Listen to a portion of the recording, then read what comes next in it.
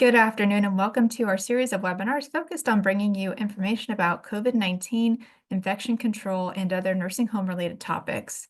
The information in these weekly webinars is geared toward long-term care and skilled nursing facilities, but we encourage everyone who is interested to attend. My name is Kathy Caudill. I'm a communications specialist with Quality Insights. Today's webinar is part of our Back to Basics QAPI Infection Control Microlearn series, and today we will view and discuss episode 4 of that series, Sustainability. We invite you to join us every Wednesday for more of our weekly webinars. Next week's topic is ensuring safe water management in nursing homes. If you're interested in joining, that will be the same time and place next Wednesday at 2 p.m. Everyone has entered today's meeting on mute, but we will have a Q&A following the presentation. If you have questions or comments, please submit them using either the chat or the Q&A tool in your Zoom menu. And now I would like to introduce our speaker today, Patty Austin. Patty is a quality improvement specialist at Quality Insights. She has been working in the skilled nursing arena for the past 30 years, starting her career as a nursing assistant and leaving the front lines as director of nursing. Patty has been with Quality Insights since 2016. She considers it a privilege to be able to interact with so many different nursing facilities to help create lasting change within their communities. Patty, thank you for joining us again this week. Thanks, Kathy. And again, welcome to everyone to episode 4 in our series, Back to Basics QAPI Infection Control. So over the past 3 weeks, we have provided a very high-level view of the first 4 elements needed to support a really strong QAPI plan. In episode 1, we reviewed the structure of what that plan would look like, and we focused on leadership and scope. Then in episode 2, we looked at data feedback and monitoring. Last week, we took a closer look at element 4, performance improvement projects. And today we're going to close the series by talking about element 5, sustainability. We'll again meet with our fictional nursing home team to help bring the concepts that we're going to look at today to life. If you've been following along with the series, you might remember that the intent was to create a series that would introduce the QAPI framework at that very high level in a format that was sensitive to the time constraints that we know we're all facing. And then provide that overview in a way that allowed you to imagine what the concepts we talk about would look like when we operationalize them. It was also important to us that we place a focus on the importance of engaging learners at all points on the knowledge level spectrum. We hope that you're going to be able to use these short sessions as either standalone education or bite-sized pieces in a full QAPI overview to engage and educate your staff. The true intent is to kind of open the door for discussions that's going to bring your facility's QAPI plan to the forefront of your daily operations. So now I'm going to turn this right back over to Kathy, and we're going to take a look at sustaining the improvement plans or improvement projects and plans that we do make. Kathy? Thank you, Pat. And I will hit play on the video. Hello, everyone. My name is Patty Austin. I'm a quality improvement specialist with Quality Insights, and I'd like to welcome you to microlearn episode 4, Sustainability, part of our Back to Basics QAPI series on infection control. Today, we'll explore how to embed QAPI improvements into daily operations to ensure the long-term success of your performance improvement projects. Let's dive in. Sustainability is a key element of a strong QAPI plan. It's the 5th and final element in the QAPI framework, focusing on systematic analysis and systemic action. Both are essential for embedding improvements into your facility's culture and making them stick. To achieve sustainability, you need a good grasp of 2 critical components: systematic analysis and systemic action. Systematic analysis is all about taking a step-by-step approach to thoroughly investigate a problem. Processes like root cause analysis, using tools like the 5 whys or fishbone diagrams, can help you to identify the true cause of issues, allowing you to create the change that lasts. Systemic action ensures that the solutions you do identify don't just sit on paper, that they're fully integrated into your daily practice. This might mean updating care protocols, educating staff, or conducting regular audits. When you combine analysis with action, you move from simply identifying problems to implementing meaningful, lasting change. Let's break that down even further. Systematic analysis involves using structured methods to identify and understand problems. You'll want to prioritize the most impactful issues. You'll want to bring the right team members to the table and collect data to guide decisions. Again, using tools like root cause analysis to dig deeper into problems that you uncover will promote the idea of lasting change. From there, small PDSA cycles allow you to test solutions effectively. Systemic action takes these solutions and embeds them into the organization. This involves engaging leadership, understanding workflows, fostering a culture of continual improvement, and celebrating your success. Together, these steps transform insights into sustainable action.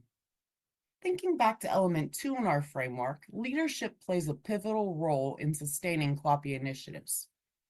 Leaders set the tone for quality improvement by connecting efforts to real people and outcomes.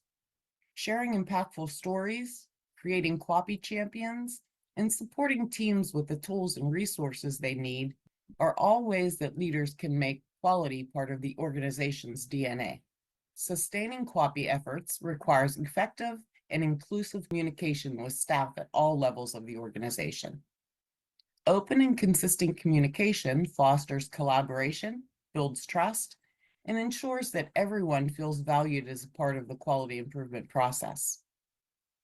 Encourage open door communication by establishing that open door policy where staff feels comfortable sharing their concerns, ideas, and observations. Leaders should be approachable and willing to listen, creating an environment where feedback is welcome and acted on. To ensure sustainability, communication must reach staff across all shifts and departments. Schedule regular opportunities for updates and feedback that include night and weekend staff, as well as all interdisciplinary team members. Breaking down silos between departments ensures that everyone has a shared understanding of the goals and contributes to the success. A just culture is essential to sustainability. This approach promotes accountability and learning instead of blame when problems arise. Leaders should emphasize safety, learning, and improvement over punishment. They should reinforce that identifying system-level issues is more important than assigning fault. Most importantly, they should foster a safe space for staff to raise concerns and share insights without fear of retaliation. Every staff member plays a role in QAPI, regardless of their position. Setting the expectation that quality is a shared responsibility empowers staff to take ownership of improvements and fosters a sense of pride in their contributions. Sustainability is only possible with strong teamwork. Encourage collaboration by providing opportunities for team-based problem-solving and decision-making. Recognize and celebrate successful team efforts to reinforce the importance of working together toward a shared goal. By fostering open communication, promoting just culture, and emphasizing collaboration, leaders can ensure that staff remain engaged and committed to sustaining QAPI improvements. Residents and families play a vital role in sustaining QAPI initiatives. Their perspective provides valuable insights and helps to shape the culture of continuous improvement that focuses on person-centered care. Engaging them through effective communication builds trust and strengthens the commitment to quality. Sustainability requires understanding the experience of care from the resident's perspective. Take time to step into their shoes to assess how policies, procedures, and daily interactions affect their quality of life. By viewing care through this lens, teams can identify opportunities to improve processes, enhance comfort, and ensure dignity and respect in all aspects of care delivery. Foster open communication by sharing updates about QAPI initiatives, goals, and outcomes with residents and families. Regularly discuss how these efforts impact their care and quality of life. Transparency builds trust and strengthens partnerships. Create opportunities for residents and families to share their concerns, ideas, and feedback. This can include hosting regular family and resident council meetings, providing suggestion boxes or digital platforms for anonymous feedback, conducting satisfaction surveys to gather insights and identify areas for improvement, but most importantly, foster a sense of having a shared goal for care that you work on together to achieve results and avoid actions that lead to residents feeling acted upon. Empower residents and families by involving them in the QAPI discussions that you're having and projects where appropriate. Their participation ensures that initiatives align with their needs and priorities. Strong relationships between staff, residents, and families lay the foundation for effective communication. Focus on person-centered care by listening to residents and families' preferences, addressing concerns promptly, and treating them as partners in the care planning quality improvement process. Recognize and celebrate the positive outcomes achieved through QAPI efforts with residents and families. This not only reinforces the importance of their improvement, but also builds momentum for sustaining improvements over time. By prioritizing transparent, inclusive, and meaningful communication, and by consistently viewing care through the lens of the resident, organizations can ensure that residents and families remain active participants in the QAPI process, helping to sustain improvements and strengthen trust across the care community. Sustainability requires actions that address root causes at a system level. Weak actions like relying on memory or adding a policy are short-lived. Intermediate actions like using checklists provide some support but still depend on human effort. Strong efforts, on the other hand, redesign processes to prevent errors. Think physical changes, forcing functions, or simplified workflows. Prioritize these strong actions for lasting, meaningful improvement. By prioritizing strong actions, we create a system that supports sustainability. These actions don't just address systems, but tackle the root cause of issues, leading to lasting improvement. When considering solutions, ask yourself, are we creating sustainable actions that will endure, or are we relying on temporary fixes? Let's visit with our nursing home team as we see how temporary fixes lead to unwanted outcomes. Our cast of characters today includes our Director of Nursing, Ima on the Ball, our Infection Control Nurse, Ivy Got the Chops, the Housekeeping Supervisor, Ali Keeping It Clean, Norma Needs to Know, a resident family member, and Rita Regulator, our Department of Health Surveyor. Let's listen as our DON, I'm on the ball, the Infection Control Nurse, Ivy Got the Chops, and the Housekeeping Supervisor, Ali Keeping It Clean, discuss staff shortages and their impact on infection control. Hi, everyone. I brought us together today to talk about concerns related with my observations of our infection control efforts. Just because we are short-staffed, we can't let infection control slip. So I brought in agency help for house cleaning. 3 workers will start today. That's good to hear. I'm convinced that poor cleaning is driving the spike in respiratory illnesses, especially high-touch areas like the dining room. I'm relieved I have more help. I'll stress to them how crucial it is to thoroughly clean the dining room, but sometimes temp staff miss the mark. Our temporary staff has been on the job for about a week now, and during routine rounds, the DON notices dirty surfaces and improperly stored PPE in the dining room. As she's considering what action to take, a family member, Norma Needs to Know, approaches. Ima, this dining room is filthy.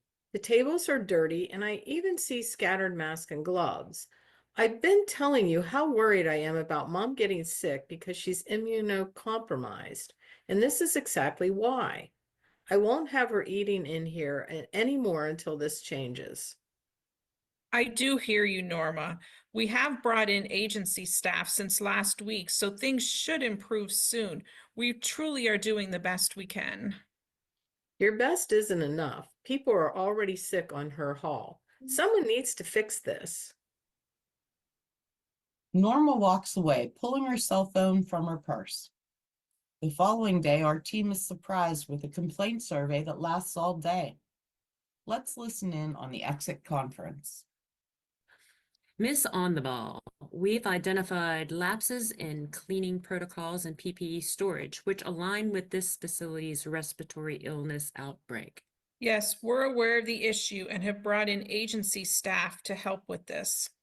It's not sufficient. In speaking with the agency staff, they have received no infection control specific training and are failing to maintain even basic infection control standards. The inconsistent cleaning is compromising resident safety. With the current number of residents who attend social dining currently having respiratory illness, we have identified actual harm and immediate action is needed. Our team gathers for a post-survey discussion. Thanks everyone for your hard work today. I know it's never easy with the surveyor in the facility, but they did confirm what we feared. Our temporary fix isn't working. Poor cleaning is fueling the outbreak. Untrained staff can't follow infection protocols. We need proper training and long-term solutions. Agreed. Let's implement thorough training for all staff, temporary or permanent.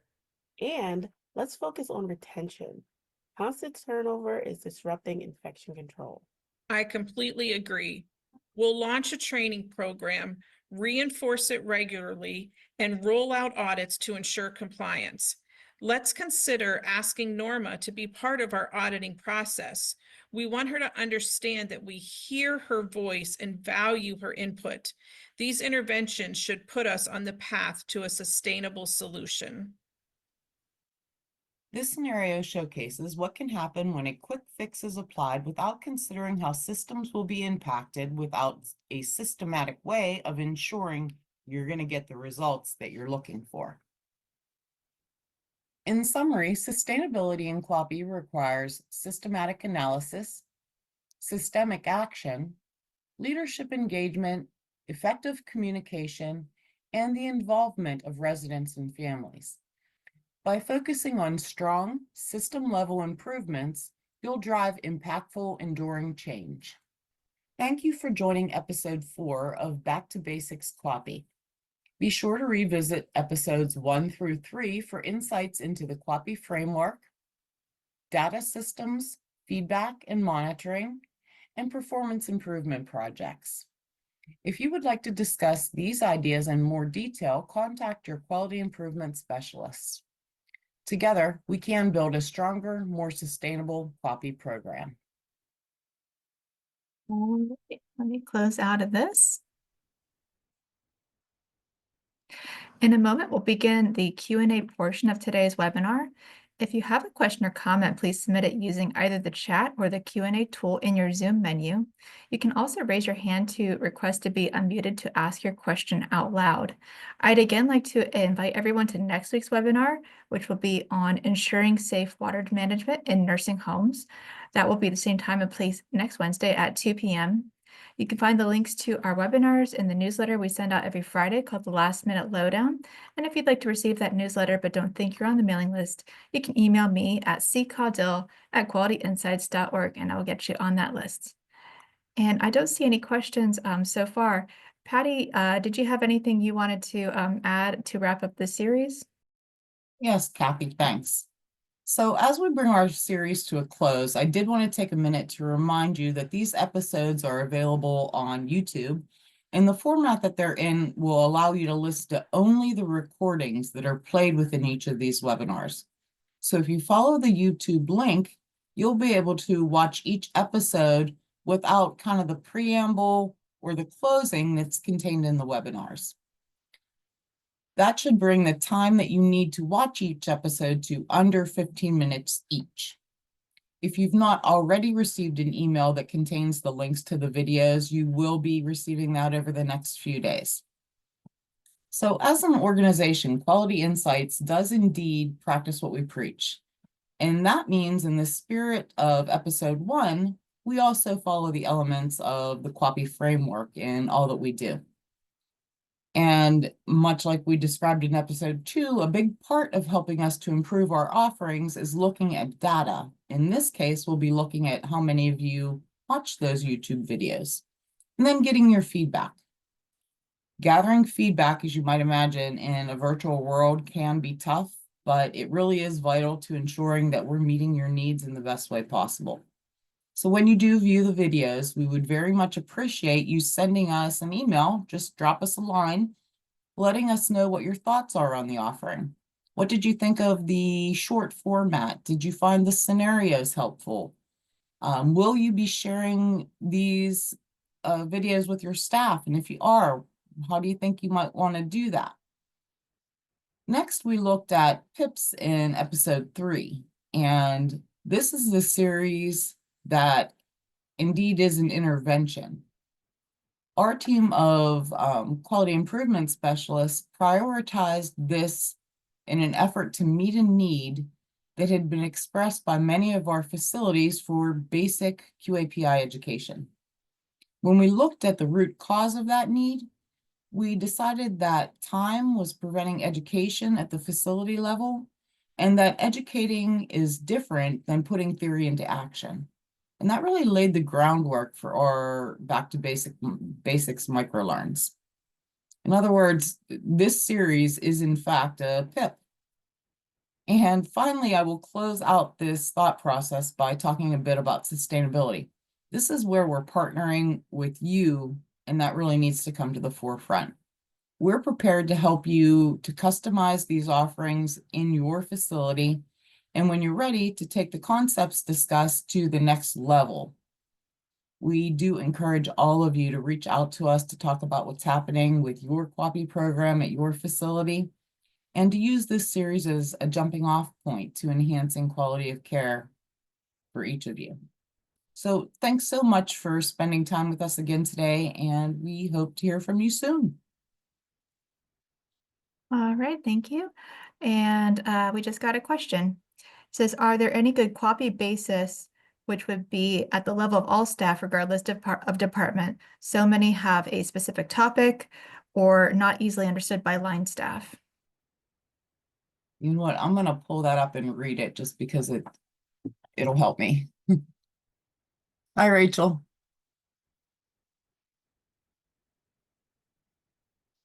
All staff regardless of department.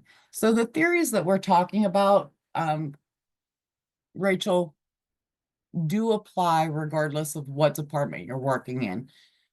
The kitchen staff and nursing alike both need to really look at the root of what the problem is, along with prioritize what in each of their departments rises to the level of needing to be acted on first.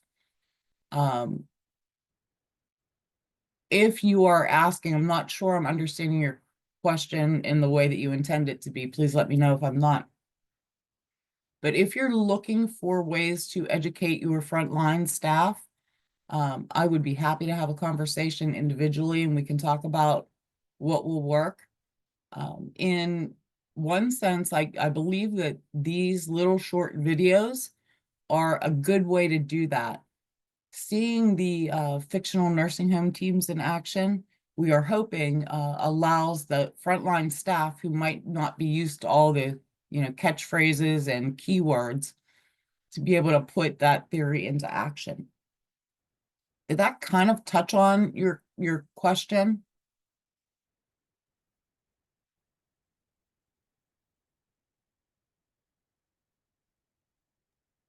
Thank you for your question. And if anybody else has a question, please submit it at this time. All right, thank you, Rachel.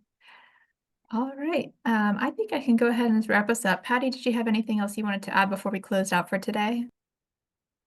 Only to say that, our team had a lot of fun making this series.